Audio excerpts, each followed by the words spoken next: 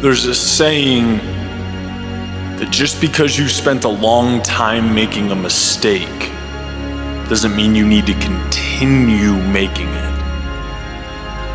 There's an incredible advantage in life for those who can separate past and future, who can recognize sunk costs and walk away from the past, move on to new things.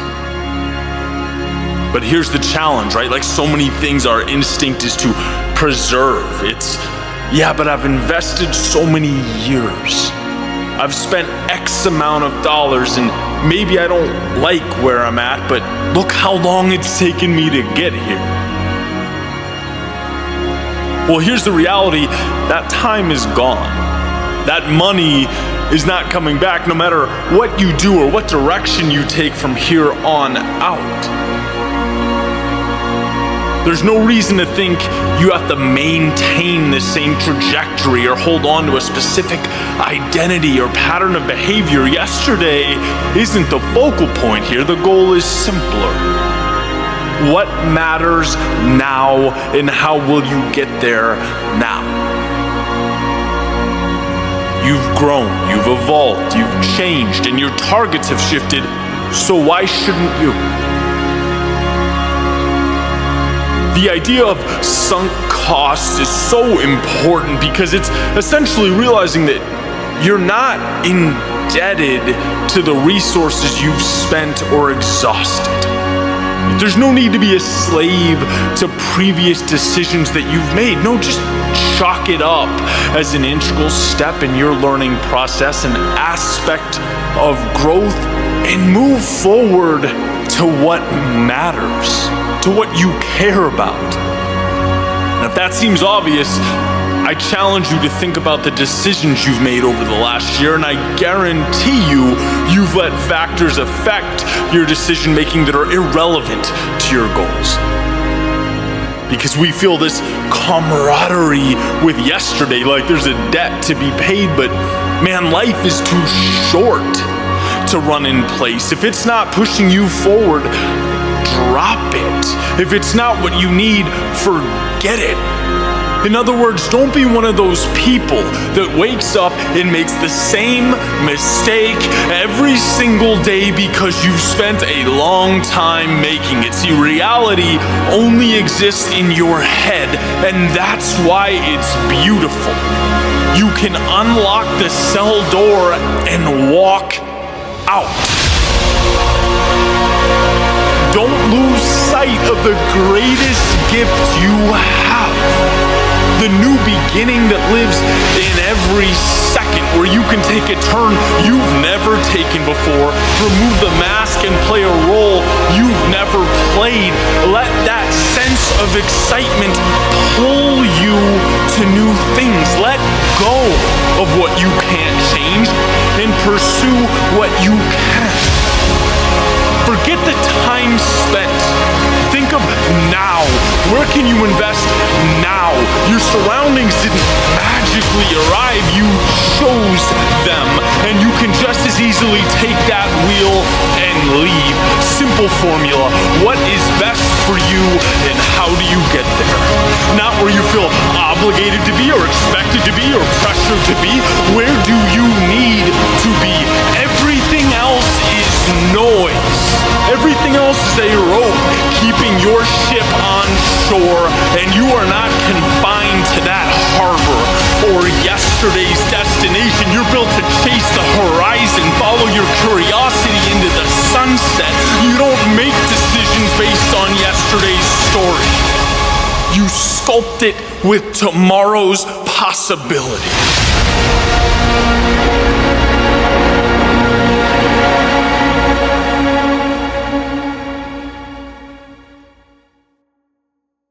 Today, we're going to talk about keeping your head in the clouds and your feet on the ground.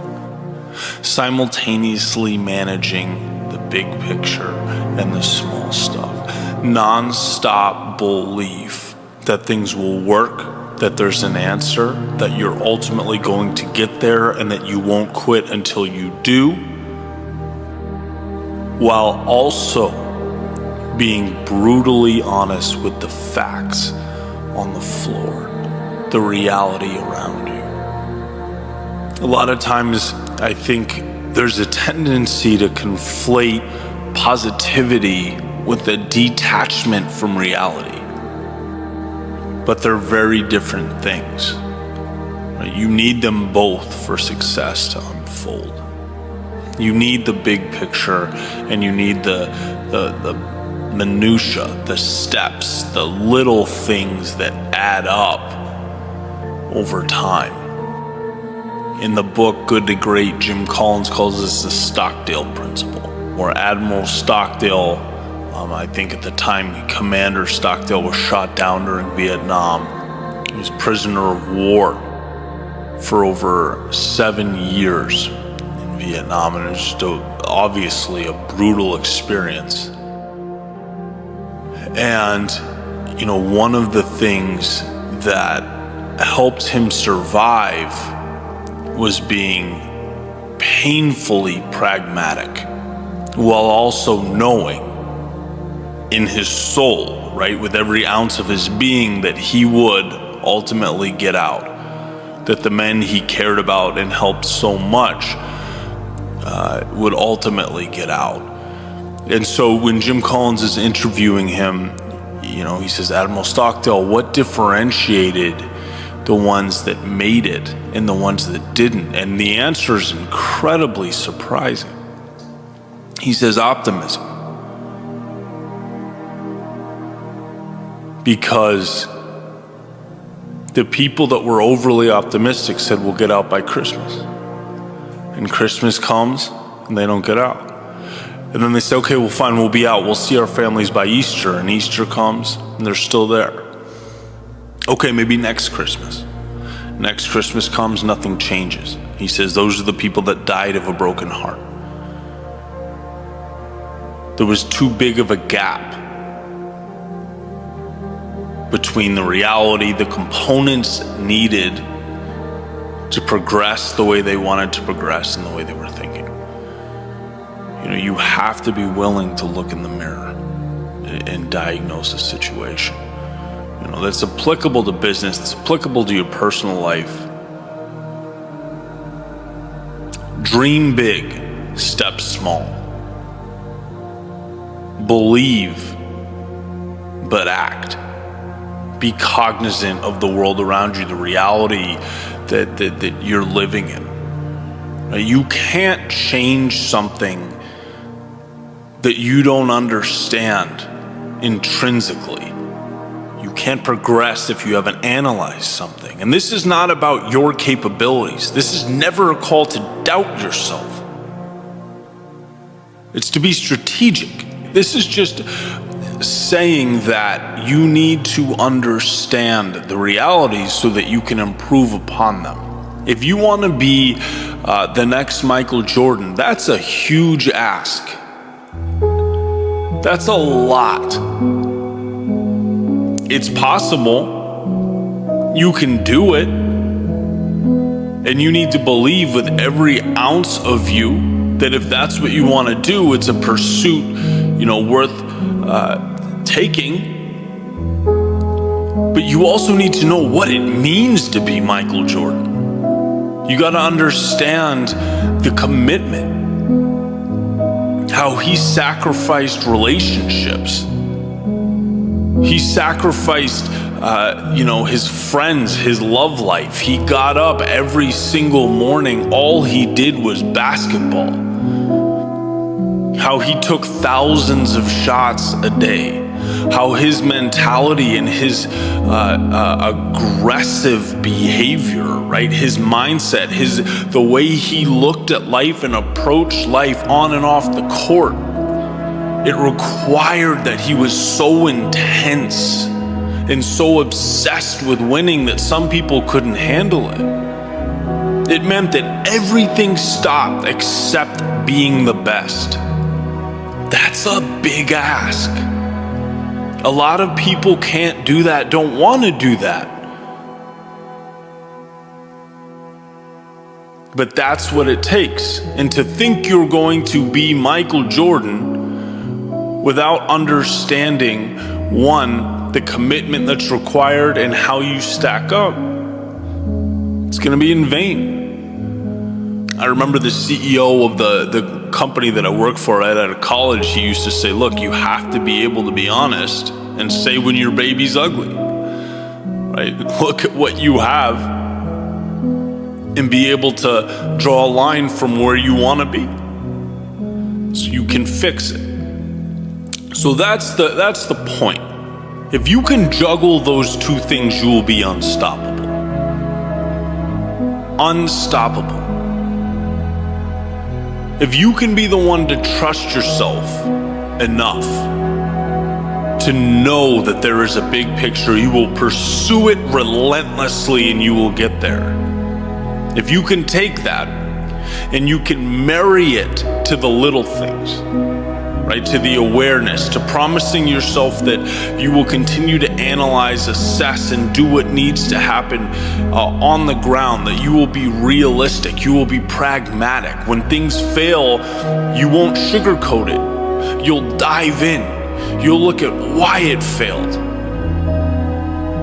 so that you can pick up those pieces and build something stronger and continue to build and continue to build, stack, and stand on what you've made. Those are the people that change the world. Those are the people that get things done, that get results. Dream big, step small. See you tomorrow.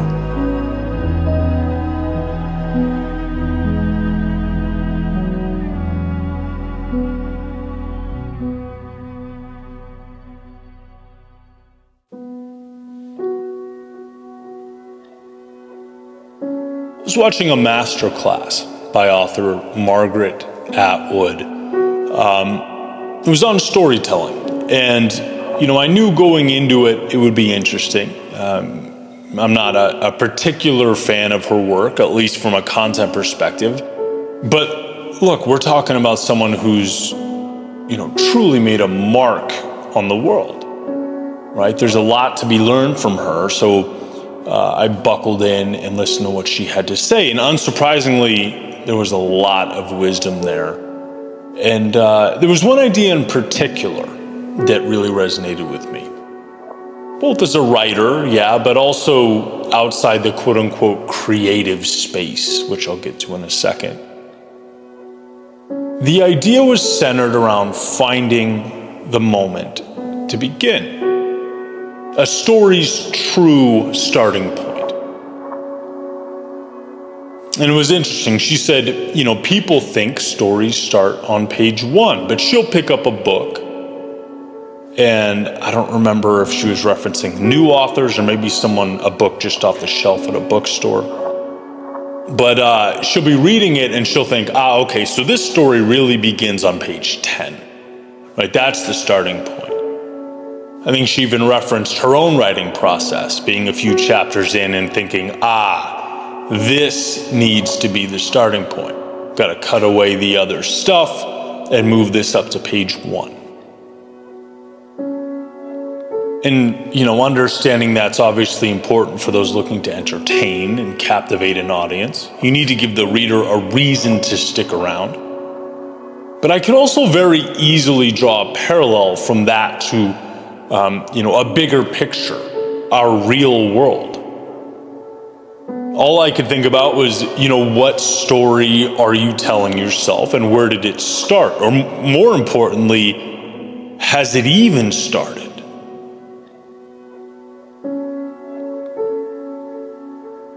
There's something both liberating and beautiful about the fact that all of us in the stories we are living could, at any moment, recreate that metaphorical first page. And I believe that with all my heart.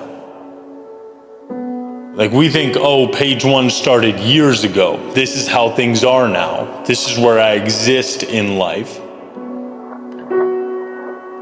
But what about the idea that beginnings don't have to start on page 1? What about the idea that you can cut away as much as necessary to create the right beginning? the story that feels right to you. We don't owe anything to the words that were written leading up to now. We're not beholden to the chapters that came before. Robin Sharma talks about the idea of killing your darlings, which is an old saying that refers to that very challenging task writers face of cutting away the things that aren't absolutely essential to the story's main narrative. It's hard to do. We place value and importance on these things because they feel like a part of us. We feel like they're too significant to dismiss. But in reality, the act of letting go is ultimately a value add because it ensures that what matters is what stays. It's the ability to understand that the story doesn't begin when thoughts become words. It begins when there's alignment, when the story captivates, inspires, and in the one you're writing, the one that is your life, you can always make that moment right now. There's always a new novel that can be written with new objectives and characters and storylines. It's okay to chop anything that led to this moment. It's okay to create a beginning as you stand here today, right? It's the idea of sunk costs that changed my life years ago. Just because you spent a long time making a mistake doesn't mean you need to continue making it. Just because you've been writing the story of your life for years doesn't mean the beginning is behind you. You can start this novel here.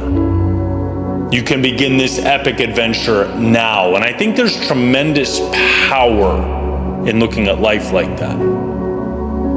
It's never too late for a new beginning. It's never wrong or impossible to, even at chapter 4, put your finger down on a new starting point and say, this is where it all begins, where the new ideal takes shape. We are all authors. And if authors have anything, it's control over the narrative. It's the ability to design a world that aligns with the one they imagine.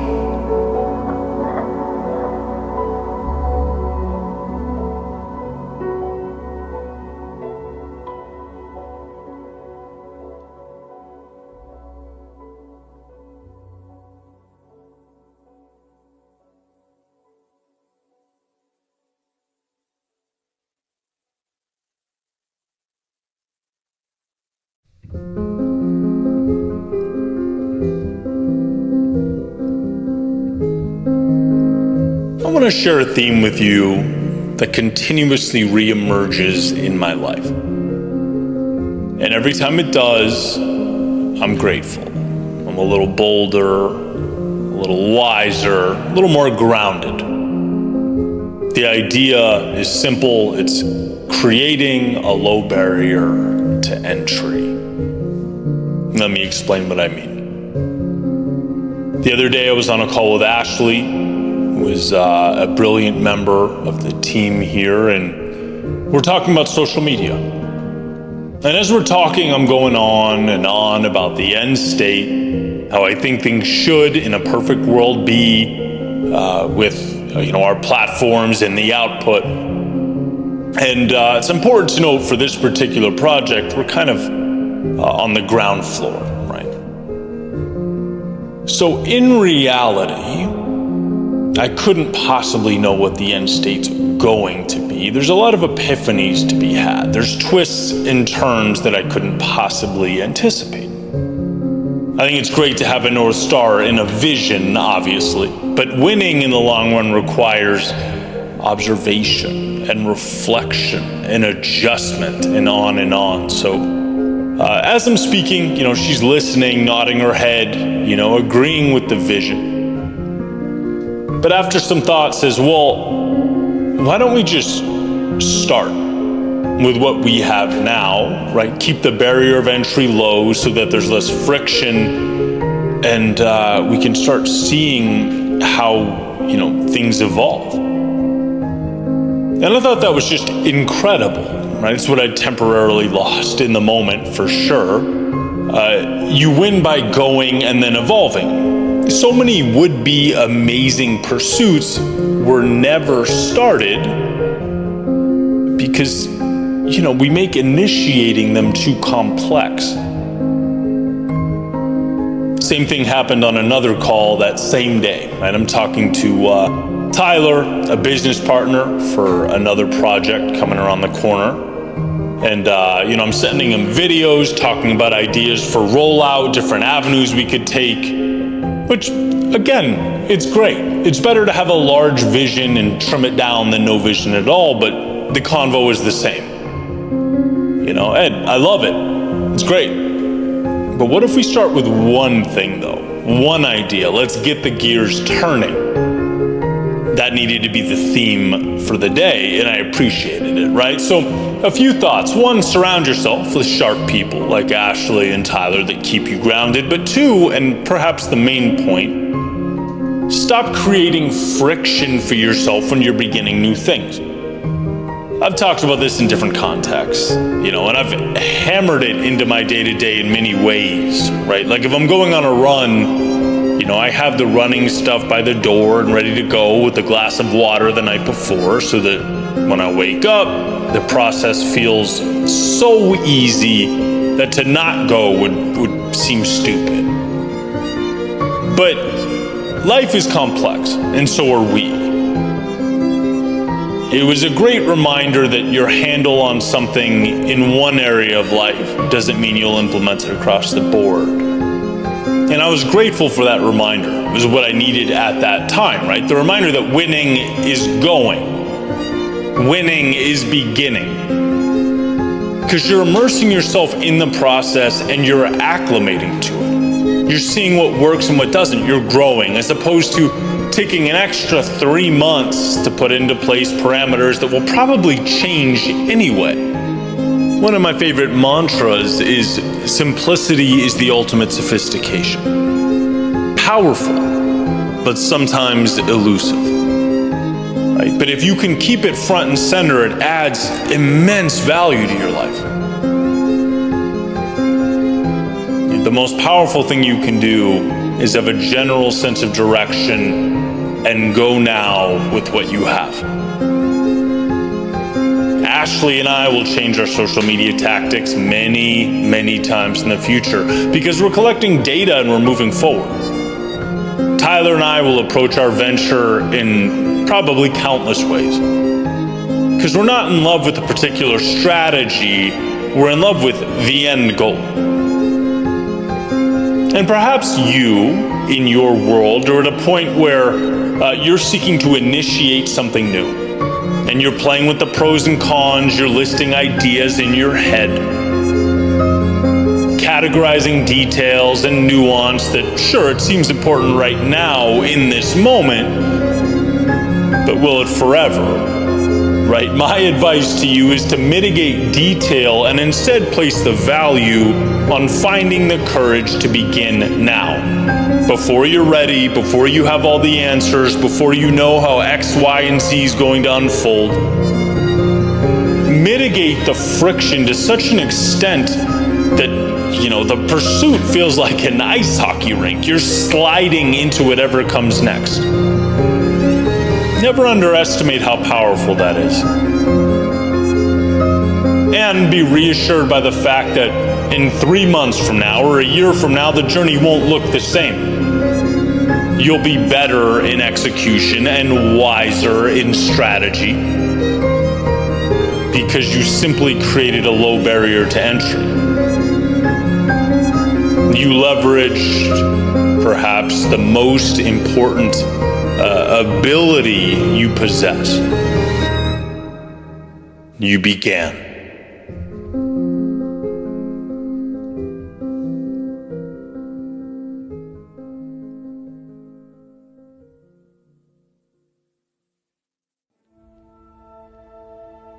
The other day, I was on a podcast with Evan Carmichael, who's a YouTuber and entrepreneur. And we were talking with Shaquille, who was the host, about the mental side of the entrepreneurial journey. How we set goals, but also prepare ourselves for the inevitable adversity associated with growth. And one question Shaquille asked us was, where do we see ourselves in 5 years? Okay, so side note, I have a unique relationship with this question. As someone who was unsure and experimenting with their career, right, for much of their adult life, I never quite knew how to answer it. You know, it's like two things can be true at once. It's a very reasonable question. But I also didn't like answering it, right? Hated it to my core, you could even say. I could never really articulate why. It just made me uneasy, right? Like 5 years is a lifetime. How am I supposed to know?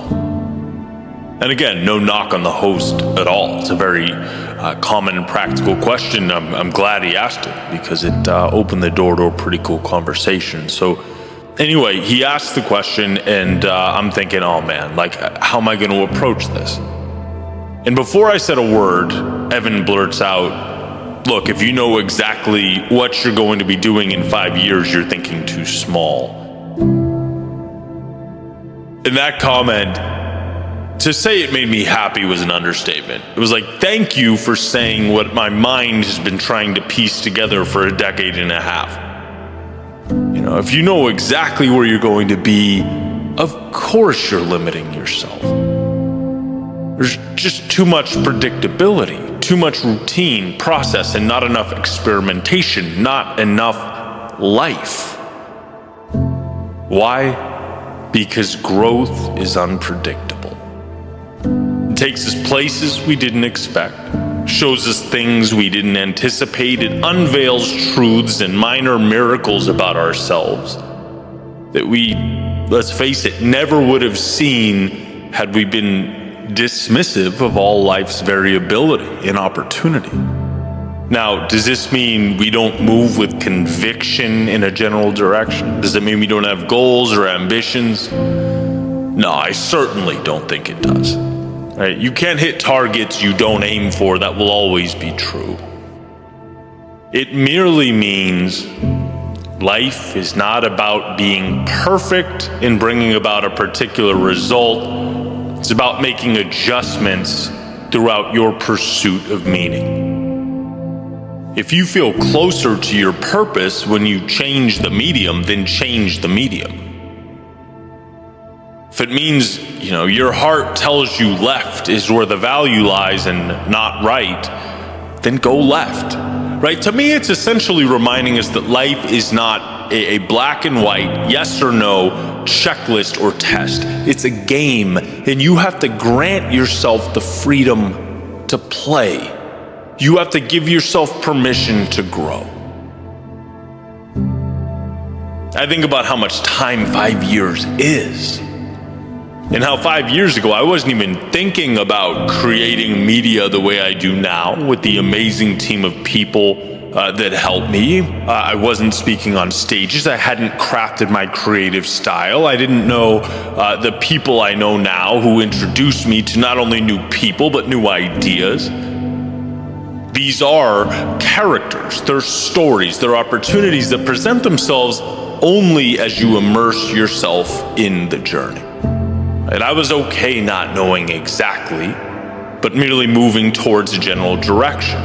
The most important decisions were, looking back, not what I said yes to, but what I said no to. As I moved through life experimenting, learning, growing, I was able to craft something that worked for me, not other people, not what's in books. There's no roadmap. No, it's an experiment.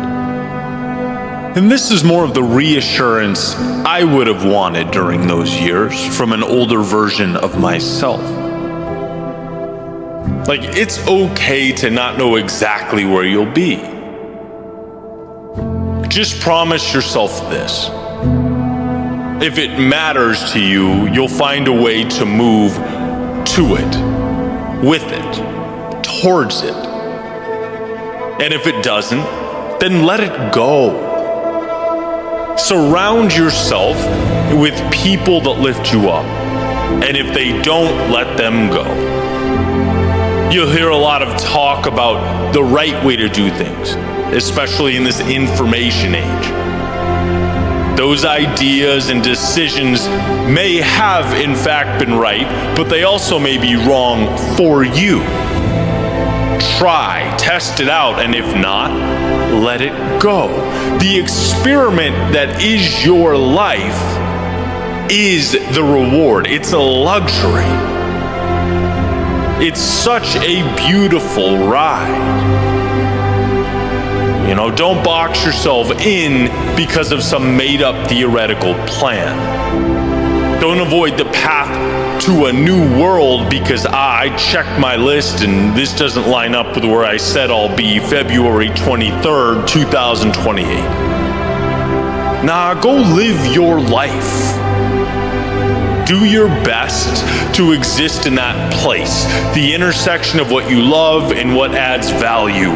Let it bend, let it transform, let it teach you things about yourself and the world. There aren't correct ways to live, but I think there certainly are some wrong ways. And that's time spent out of obligation, adhering to a story that means nothing to you. Push. See what life gives back. Your footsteps in the aggregate will reveal truths and tell stories you could never have even dreamed up. It's in going that your book is written.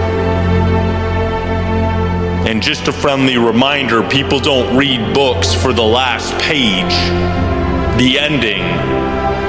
No, they read them for that stuff in the middle, right? The journey.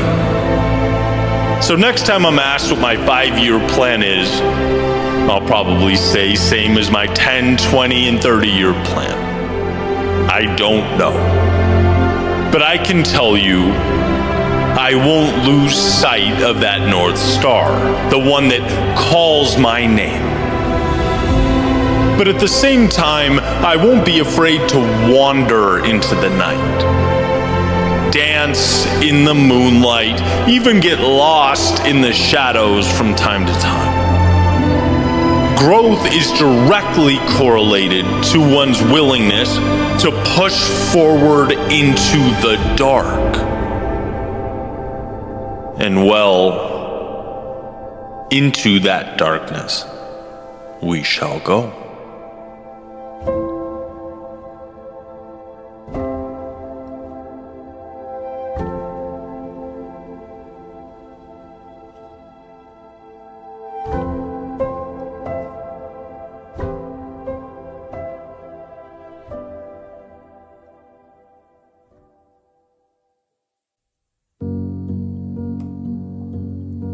What's the difference between paying a fee and paying a fine?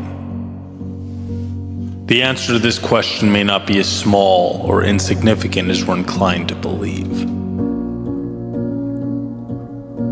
I recently picked up the book, The Psychology of Money by Morgan Housel. It lays out some valuable concepts and ideas about investing and managing our finances, growing our wealth. But there's one idea that I wanted to share because, yeah, from an investing standpoint, it's important, critical even, but it's relevant to so much more. And I think an understanding of it will help us in many aspects of life. So first, let's start with the financial piece, and then we'll sort of grow the metaphor, right? Because Housel talks about how we should look at investing in the market. And one of the hardest things for us to deal with is the market's volatility, right? It's difficult for us to invest our hard-earned money and then see the market go, let's say, for example, down 20%. Like seeing that huge dip in our investment, that's not fun, right? Everyone knows that. That can be nerve-wracking. And it dissuades a lot of people from investing or keeping their money in when they should. It ultimately keeps them from getting the returns available to them, right? But here's the point he makes. He says those people who see that volatility as a fee and not a fine are more inclined to win in the long term. Understanding that market returns are never free, they demand a price. And that price is the roller coaster ride that we all have to deal with. That is the market. It's the ups and downs and highs and lows. That volatility is the cost of admission. And if you understand that, you're more inclined to stay calm. Keep your long-term vision. You're more than likely to come out on top. On the other hand, if when that turbulence arrives, the sudden crashes, the ups and downs, and you see it as a fine, as this terrible thing that's happening, to a punishment, you're more likely to act emotionally, to be reactive and make decisions that aren't in your best interest. To drive the point home, he mentions Disneyland, for example. The fee is $100, and people will gladly pay that fee because, they get that great experience with their family, their kids that they'll have for the rest of their lives. That $100 isn't a fine. It's not a punishment. It's an intentional, deliberate trade of one thing for another. And if you were to look at it as a fine, you'd never get to enjoy that experience. If you thought that $100 was a punishment, it just wouldn't be the same. Right? And so why do I bring all this up? Because I'm a firm believer that the best things in life all come with that price, or a fee, as Housel states. But I also think we sometimes have a tendency to look at that cost, that very same cost of admission, as a fine, as a problem. When really, no, it's just trading some turbulence now for a reward a little bit down the road. Sometimes the right thing is the hard thing, the uncomfortable thing. With dividends, it will pay so long as we understand that it's opening the door to something greater. Leaving a situation is not good for you hurts, right? We've all been there. We all know this in some capacity. But it's not a punishment or even a bad thing, right? That discomfort associated with walking away is a fee that will enable you to live a more aligned life in the very near future. Or let's say you're building something meaningful, something you care deeply about, but it's just you and the idea. There is no validation, certainly no external reward, not yet, and continuing forward in those moments is hard. It's taxing, emotionally draining even. But this feeling, again, isn't a punishment. It's not a fine. It's the fee. It's the cost of admission to bring something into life that wasn't there. Life's greatest moments are expensive. It's just, are you going to pay the fee to bring it about, or the cost of regret at a different time? And you get the point, right? You can take this and apply it to so many things. Falling down, criticism, feeling lost, having to start from the bottom. These things are not fines, they are fees. They are price tags. And so often, the initial price is a bargain compared to what we'll get back. We just need to stop perceiving their mere existence as the world working against us. No, these are opportunities in disguise. It's easy to walk by the important things, to dismiss the uncomfortable things. The harsh truth is that our greatest opportunities are often intertwined in our distress. That's why so many people walk away from the things that will make their lives better. That's why so many people pull their money from the market when it takes a dive. So many people walk away from a project or idea when things get challenging. Or conversely, it's why so many people do nothing at all. They stay in situations they aren't happy with and know they need to change because the fee to get from point A to point B feels too steep. But I think the value is in comparing the discomfort, the cost, the fee to what it's going to bring you down the road, because often it's a bargain. We need to remember that what it will ultimately provide has life-changing potential. Understand that resistance is not a fine. It is not the world telling you no. It's life asking you, hey, do you really want this? Because if you do, it's yours, so long as you sign the dotted line and pay the price. Most people will be dissuaded by this. Most people will turn and walk away, but most people also leave a hell of a lot on the table. And I don't want that for you. You don't want that for you. The world we live in is one of abundance. So when life pushes back, understand that it's merely positioning you to move beyond your limits, to redefine your worldview. And while admission isn't free,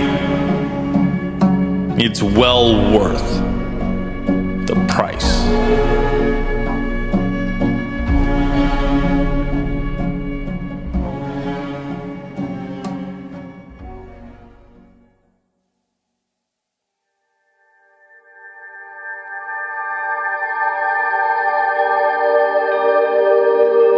Find a way. Because first and foremost, there always is one.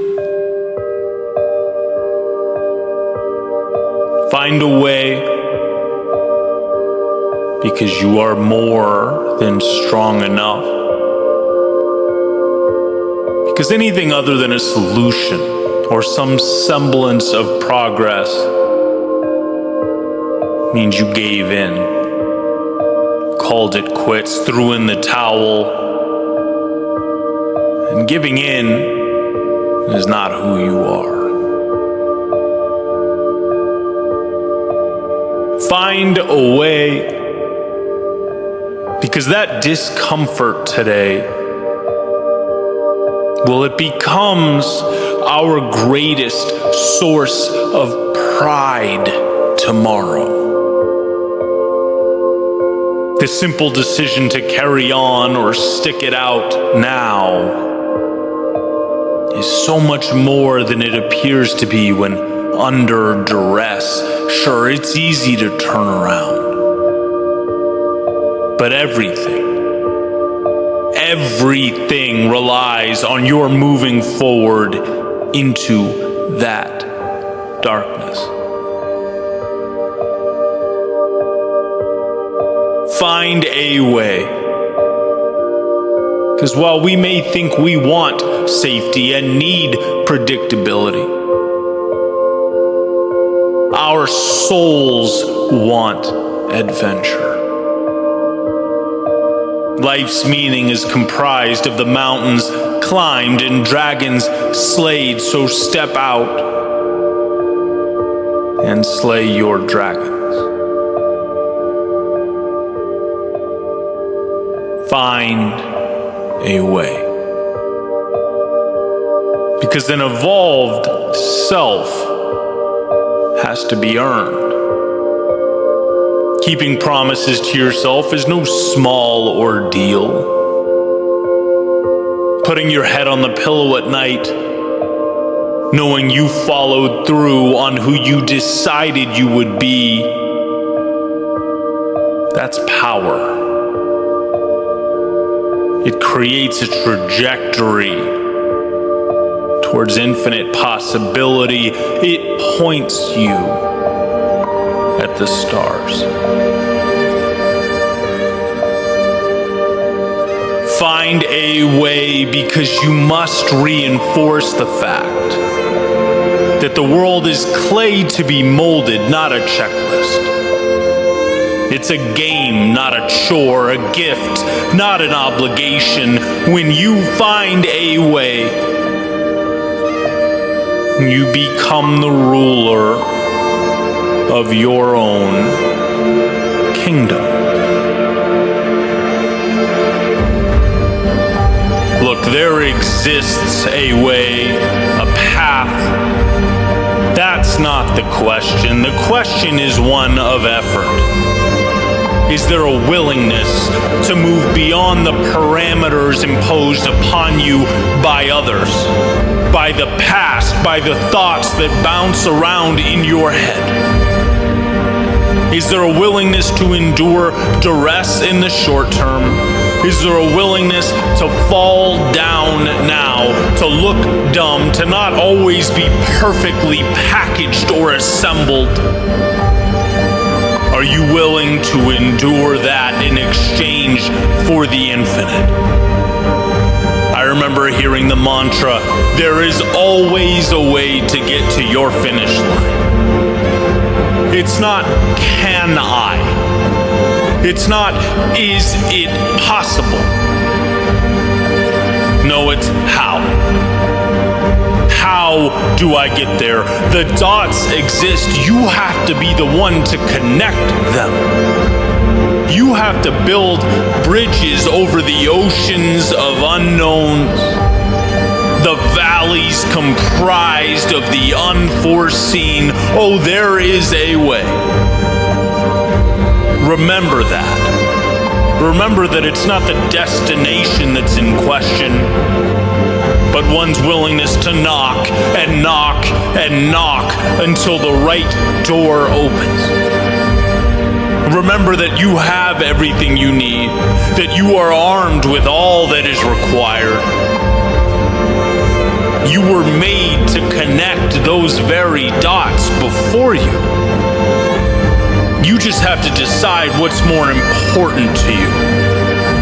That feeling of reaching the top of the mountain, or the feeling of its shade at the bottom. What will you give to be more than you've ever been? Do more than you've ever done? There is always a way. Are you willing to find it?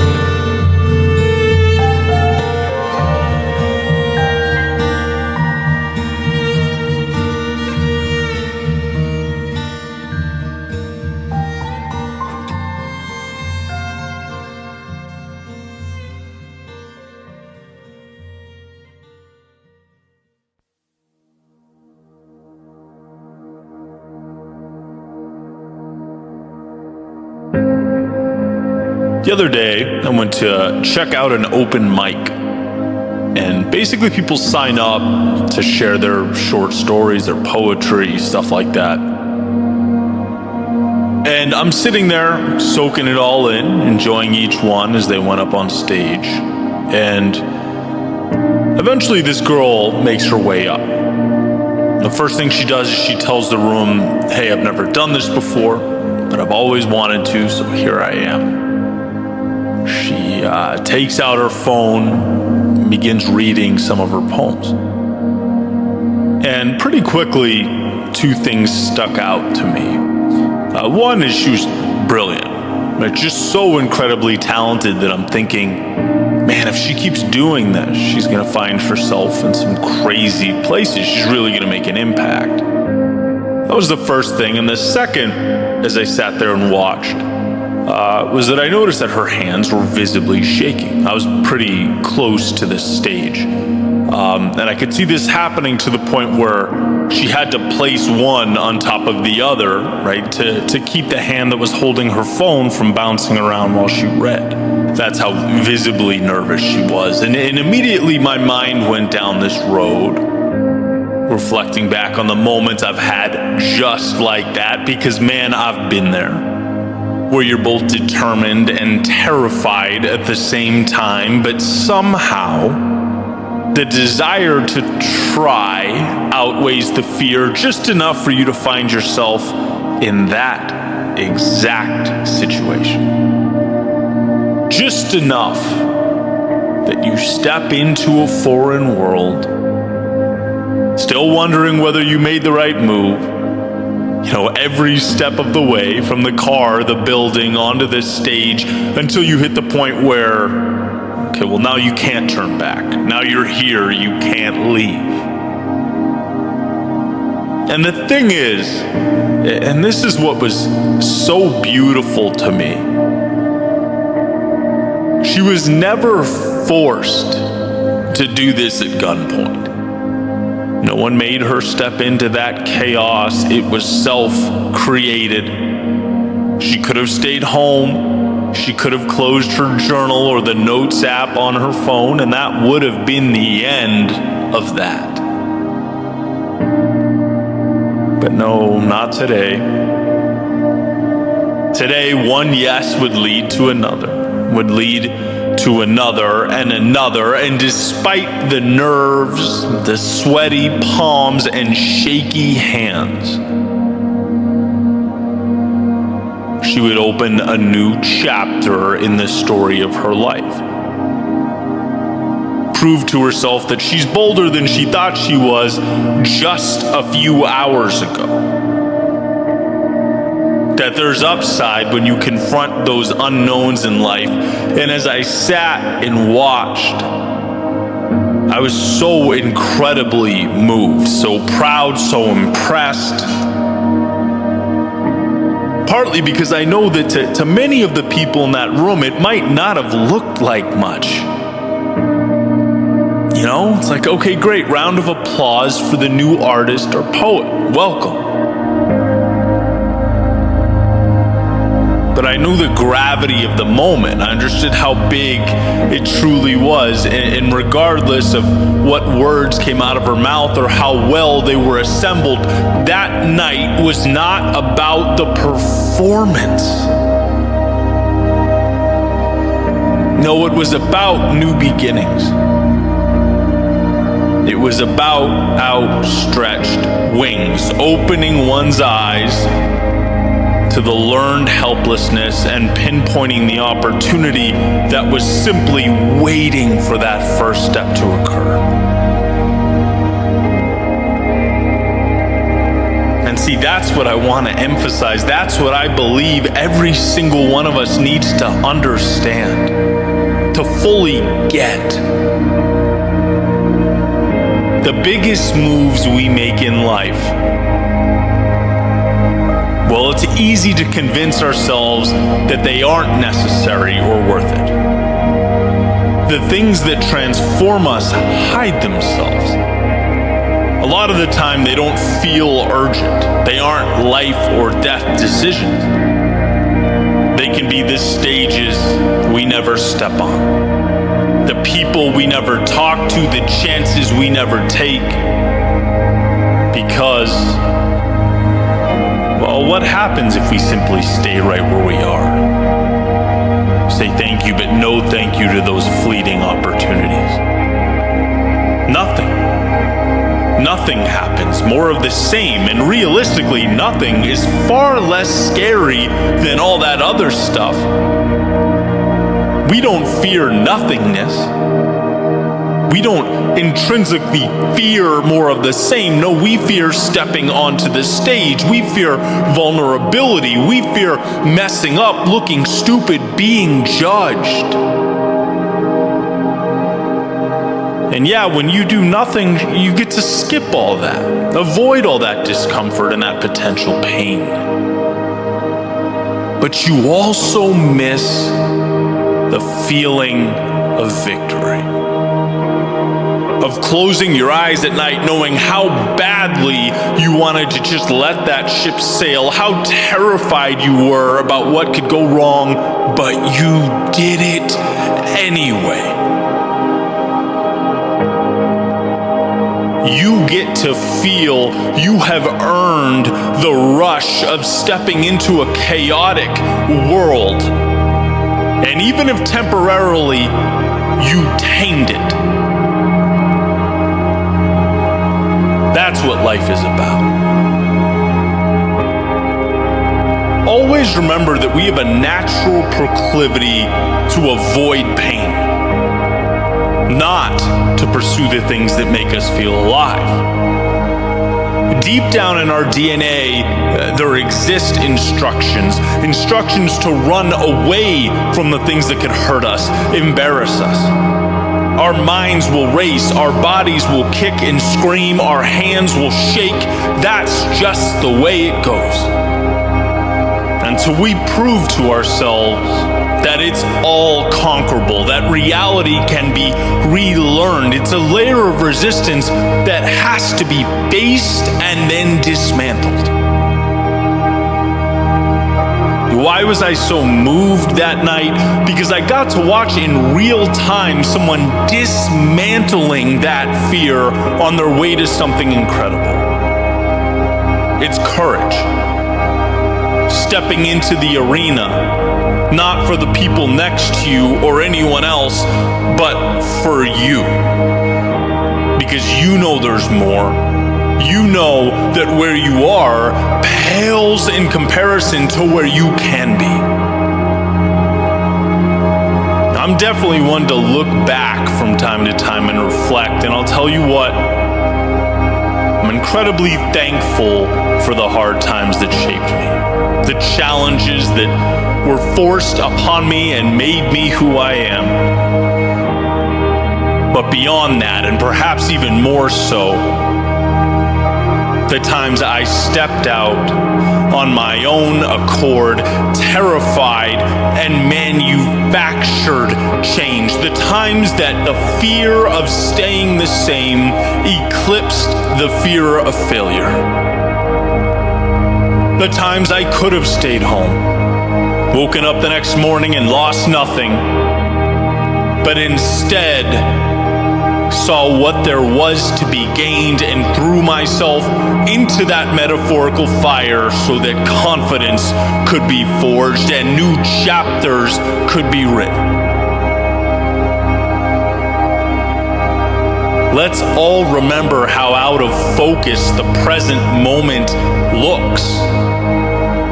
Remember how inclined we are to look at life through a lens of scarcity. We are trying to avoid, but if you can, even briefly find the strength to step back and ask, what is there to be gained?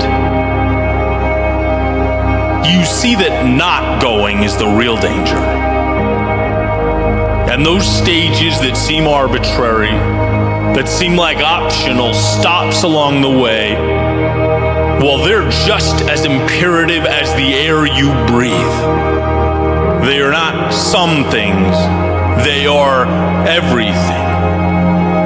We all hit a point where we look back on the roads we traveled and see the culmination of footsteps that have come to constitute our lives. And we want that moment to feel full. Like no stone was left unturned, like we put it all on the line. So will you step onto this stage of life? Stand your ground as the curtain opens, read your poems to a foreign audience. Will you share your voice even though it trembles? Because if you do, you're giving yourself permission to truly live, to feel. Look, we're not here for a long time. This is a very short ride. So why not give as much of yourself to the world for as long as you possibly can? Why not step out knowing that the difference between nothing and everything is what you do with shaky hands.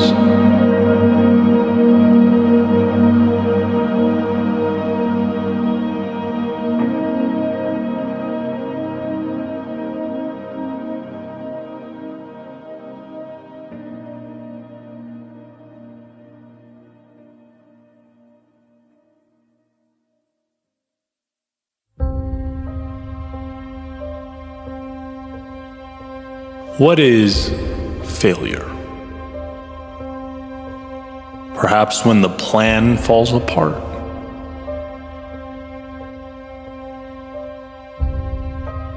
Maybe when the project results are underwhelming. No, not quite. When your heart breaks, momentum stops, when your world is shaken at its foundation. No, to put it simply, failure is not going. Failure is the plan never falling apart because you were too scared to make one. Failure's never being underwhelmed by the results of that project because you couldn't find the courage to start. Failure is no heartbreak, no setbacks, no challenge to your worldview because you stood still. I see life's disappointing occurrences as a sort of transaction. Some temporary discomfort in exchange for the very wisdom you were looking for, placed in the palm of your hand. You endure the pain to get the answers. You accept chaos today in exchange for the map that enables you to navigate the terrain. How can something be a failure if it places you right where you need to be? How can something be a failure if it brings you closer to the life you dream of? Maybe we don't look at life as failure versus success, but rather as being stagnant versus being in motion, immobile versus mobile. Maybe it's that simple. If you are moving, regardless of how fast, you're giving yourself a chance to overcome, to collect wisdom and pick up armor. You're giving yourself a chance to be more tomorrow than you are today. And that means we stop accepting the notion that we are standing still for our benefit, justifying that we're only stationary because we're waiting for the right moment. We're here because we need this to be perfect. No, there are a million different ways to get what you want out of life, a million different paths to get you there. None of them require standing still. I already cringe at the amount of time I've wasted waiting for the right time. How I would sit on releasing this or starting that. Oh, it's because I'm a perfectionist. Only to learn that perfectionism is really just fear in disguise. You can sit there and wait and refine and refine and refine. But I'll tell you what, the one who moves, who creates, shares, collects feedback, adjusts, and repeats will have achieved that level of quote-unquote perfection before you feel prepared to acknowledge and share your prototype. It was simply by going that evolution took place. It took me a long time to grasp this, to understand it, and a part of me didn't want to believe it, as I found it inherently uncomfortable. But life rewards the bold. It always has and always will, calling for a sort of calculated recklessness. Great things are achieved by doers who can put their egos aside and let the world humble them on their way to the next attempt. In Ron Chernow's biography on Washington, one of the common themes, which I believe made Washington one of the most influential people in the history of mankind, was his ability to think, analyze, seek out the opinions of people around him, and then, once decided that was that, he was all in. The rubber had met the road. This was now the way. And I find power in that, as overthinking is so often our undoing, right? Weighing out worst case scenarios, contingency plans, this versus that. When progress requires that we spend a little bit of time deciding which general direction we go, but most importantly, that we start. And I think we've all been guilty of this. Over-analyzing, over-planning. But just like a sailor can't predict the winds, we can't predict all life's variables. Again, it's deciding on a general direction and then trusting ourselves to navigate life's obstacles as they arise. It's finding trends and patterns along the way and doing our best to utilize them as we move forward. There will be points where the road ahead seems overwhelming, the obstacles too abundant to make sense of, where the mind compels you to stay where you are and stare out in awe. It will suggest that what's behind you is safer, that the world you know contains fewer monsters than the world you don't. It might even convince you that whatever ambitions you had weren't really that important, that you could easily live without them. And the longer you stand there, the longer you listen to that voice, the louder it gets. You dismiss it with every step forward.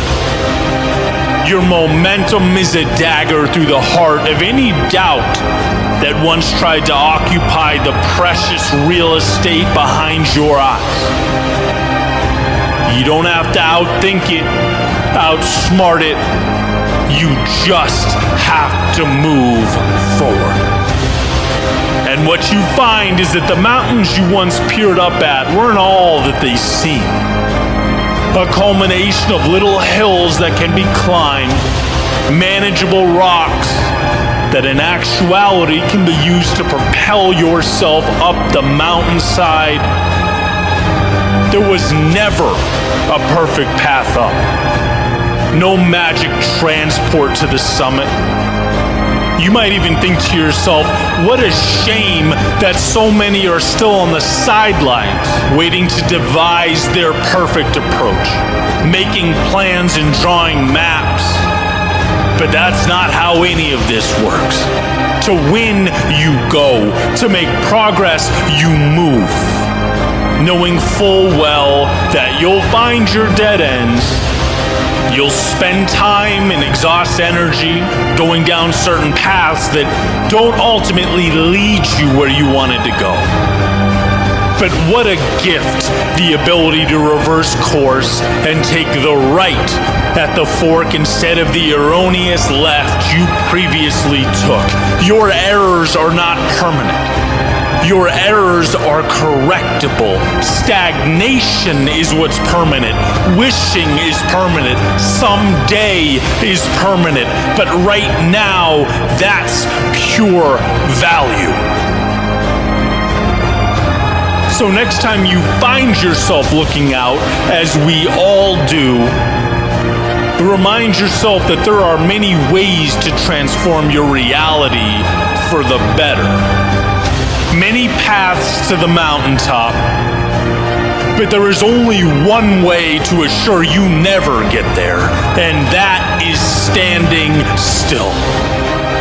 So trust yourself to figure life out as it comes, to take the pain and extract from it wisdom, to find the strength beyond the uncertainty. Life is giving you everything that is required. Not some things or a few things, everything. All it asks of you is that you dismantle the delusion of perfection and begin.